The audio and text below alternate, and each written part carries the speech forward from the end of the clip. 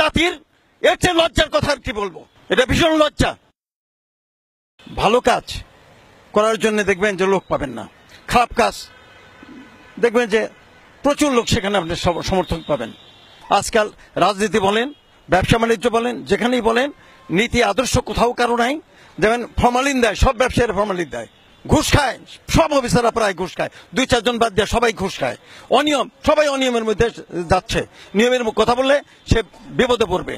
সচেতনভাবে অন্যায় কাজ করার জন্য সবাই ব্যস্ত, সচেতনভাবে মানুষ এই সমস্ত অপকর্ম করে বেড়াচ্ছে। দেশের সর্বত্র, জাতির সর্বত্র, স্কুল, কলেজ, মসজিদ, মাদ্রাসা যেখানেই যান না কেন দেখবেন অনিয়ম, অনিয়ম আর অনিয়ম। সরকারের উপর থেকে নিচ পর্যন্ত অনিয়ম, ঘুষ, দুর্নীতি, কেউ তার কোনো বিচার করছে না। এই হুজুগ, এই সুদের হুজুগ, এই অন্যায়ের হুজুগ, এই দুর্নীতির হুজুগ আমাদের দেশটা ছেয়ে গেছে। এর থেকে দেশের মুক্তির জন্য একটা শক্তিশালী বঙ্গবন্ধুর মতো নেতার নেতৃত্বে আরেকটা সংগ্রাম দরকার।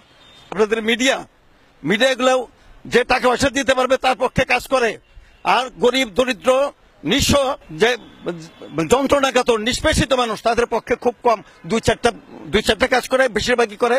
তাদের পক্ষে যাদের মাথায় তেল আছে, তাদের কোটি কোটি টাকা আছে, ঘুষ দিতে পারবে, তাদের পক্ষে মিডিয়া, পত্রিকা সবই কাজ করে। কালকে দেখলাম যে প্রতিবন্ধী স্কুলের টিচাররা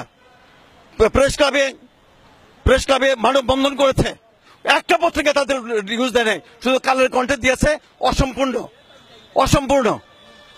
প্রধানমন্ত্রী যেখানে প্রতিবন্ধীদের কাজ করতে চায়, প্রধানমন্ত্রী মেয়ের মানে পুতুল, সে সারা বিশ্বব্যাপী প্রতিবন্ধীদের কাজ করতে চায়। আর বাংলাদেশে সমাজ কল্যাণ মন্ত্রণালয়, প্রতিবন্ধী ফাউন্ডেশন, এই সমস্ত লোকেরা তাদের বেতন ভাতা সে 15 সাল থেকে 23 মাস হয়ে গেছে, তাদের বেতন ভাতা বন্ধ করে রাখছে, তাদেরকে সেই স্কুলে বেতন দিচ্ছে না।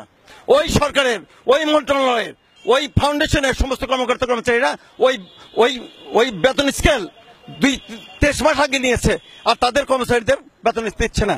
প্রতিবন্ধীদের সামাজিক পুনর্বাসনের জন্য, শিক্ষার জন্য সমস্ত জাতির দায়িত্ব রয়েছে। এটা অগ্রাধিকার ভিত্তিতে করতে হবে। প্রধানমন্ত্রী তাই বলেন, অথচ তাদের যারা মানুষ করবে, মানসিক প্রতিবন্ধীরা জানেন, প্রতিবন্ধীরা একজনকে কামড় মানে, একজনকে মাইরে ফেলে, একজনকে খামাখা লাথি মারে। টিচাররা এরকম মায়ের খেয়া, পিটনে খেয়া যে ছাত্রদের মাতৃস্নেহে, সন্তান স্নেহে আদর করে মানুষ করছে, সেই প্রতিবন্ধীদের শিক্ষকরা বেতন পাচ্ছে না। কালকে মানববন্ধন করতে হয়েছে। এই জাতির এর চেয়ে লজ্জার কথা কি বলবো। এটা ভীষণ লজ্জা। মিডিয়ারাও যাতে রাস্তায় দাঁড়িয়ে কথা বললেন, খুব ভালো লাগলো। আপনাদের মিডিয়াও যাতে সঠিক কাজটি করে, হুজুগে না মাতে, সেই জন্য আমি সমস্ত মিডিয়াকে আহ্বান জানাই, হুজুগে মাইতা কোনো কাজ করবেন না। দেশের জন্য কাজ করেন, দশের জন্য কাজ করেন, সৎ কাজ করেন, দেশকে ভালোবাসেন, আপনাদের কাজের মধ্যে দেশপ্রেম প্রমাণ করেন।